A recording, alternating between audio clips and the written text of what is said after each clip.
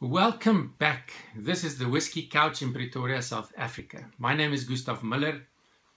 It's an exciting day because it is time for the summary video after this series that I did on 10-year-old single malt whiskies. I have reviewed the 10-year-old Highland Park 10-year-old Viking Scars, as well as the DYC from Spain, as well as the Springbank 10-year-old from Campbelltown, Glen Grant 10-year-old from Speyside, and also the DEANSTON 10-year-old PX finish. And this video is a very short summary on what I found in all of these whiskies, and then I'm going to say which one is my favorite. Before I do that, just a sip of one of my favorites in this series that I did, Slanger.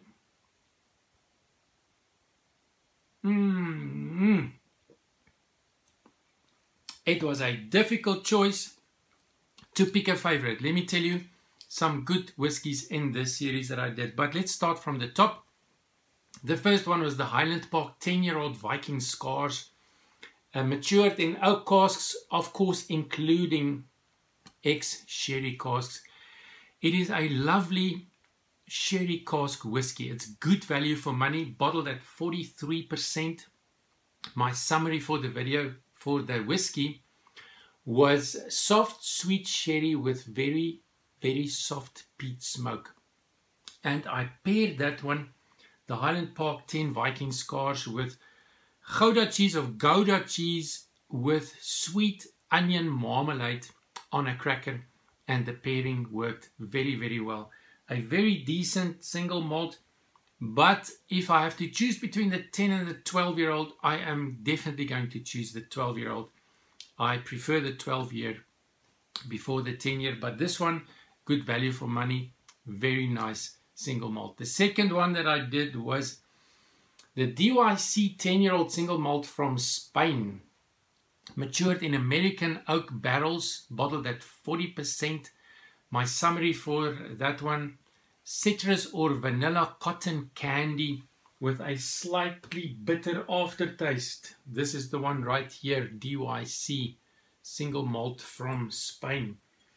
And it is definitely a summery whiskey. As far as I understand, it's very popular in Spain, and they use it as a whiskey for cocktails, and I think that is a good application for that whiskey. A summery whiskey, it's light, it's refreshing, and I paired that one with vanilla wafer stick. Third single malt 10-year-old that I did was the Springbank. There we go, this one right here from Campbelltown. Matured mostly in ex-Bourbon, but also ex-sherry cask, bottled at 46%. My summary for the Springbank 10-year-old. Sweet and salty light peat smoke. That is it in a nutshell. And the pairing that I did for that one was exquisite. Chevin wrapped in pancetta. Chevin is a goat's milk cheese wrapped in pancetta, a cured, lightly smoked bacon. That was really a fantastic pairing. The Springbank 10-year-old, very outstanding 10-year-old single malt, but a bit expensive in South Africa, unfortunately. Nevertheless, number 4 that I did was the DEANSTON. The DEANSTON Pedro Jimenez finish. This is the gift box from the DEANSTON distillery, matured in ex-Bourbon casks, but then finished in Pedro Jimenez sherry casks. And this was a sherry bomb like never before. Bottled at 57.7% cask strength. It is just an explosive whiskey, and I did mention that some people may argue the sherry influence is just too overwhelming.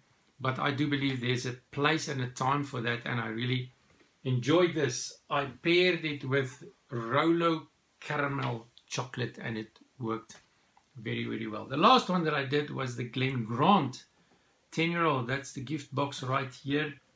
Glen Grant, and it received a Best single malt Scotch in its category, 10 years and lower, 2015, from Jim Murray in the Whiskey Bible. So yeah, quite a good single malt whiskey from the Speyside region in Scotland. Matured in ex-Bourbon casks, 43% ABV here in South Africa. It is light, it's refreshing, it's very good value for money, with a richness and a complexity that could easily be overlooked. You have to spend a bit of time with that Glen Grant to discover what is really in there. And I think a lot of people just quickly go over it, browse over it, taste it quickly, and then make a conclusion, which I believe personally is a mistake. I paired it with light apple pie and vanilla custard, and that was a good one. So at the end of the day, my pick out of these five single malt 10-year-old whiskies, what is my personal number one?